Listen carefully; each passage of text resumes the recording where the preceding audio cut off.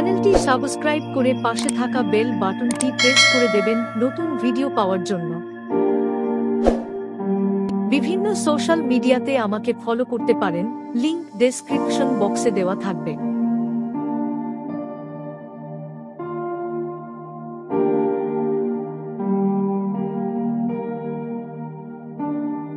কোষ জীবের গঠনগত ও কার্যগত মৌলিক এক।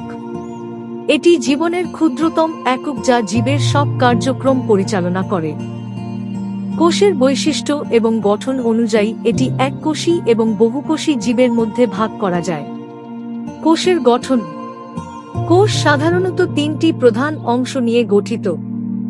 এক, কোষ ঝিল্লি বা সেল মেমব্রেন, এটি কোষকে ঘিরে রাখে এবং এর ভেতরে ও বাইরের পরিবেশের মধ্যে পদার্থের আদান প্রদান নিয়ন্ত্রণ করে। দুই, সাইটোপ্লাজম বা সাইটোপ্লাজম, কোষের ভেতরের তরল অংশ যেখানে কোষের বিভিন্ন অঙ্গাণু অর্গানেলস অবস্থিত। তিন, নিউক্লিয়াস বা নাক্লিয়াস, এটি কোষের নিয়ন্ত্রণ কেন্দ্র এবং জিনগত তথ্য সংরক্ষণ করে। কোষের প্রকারভেদ। এক, প্রোক্যারিওটিক কোষ বা প্রোক্যারিওটিক সেল। নিউক্লিয়াস নেই। ডিএনএ সরাসরি সাইটোপ্লাজমে থাকে। উদাহরণ, ব্যাকটেরিয়া।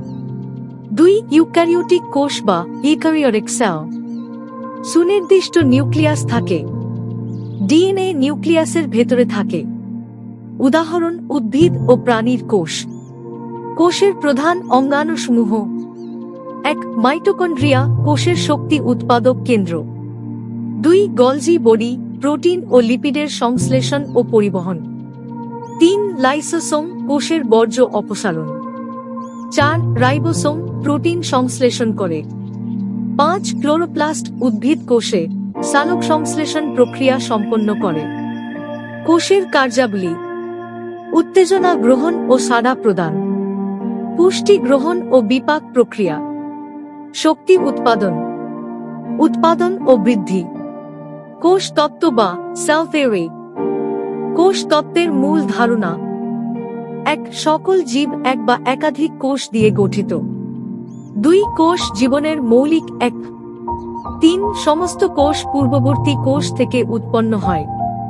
এটি স্লেইডেন, শোয়ান এবং রুডলফ ভার্শোর দ্বারা প্রবর্তিত।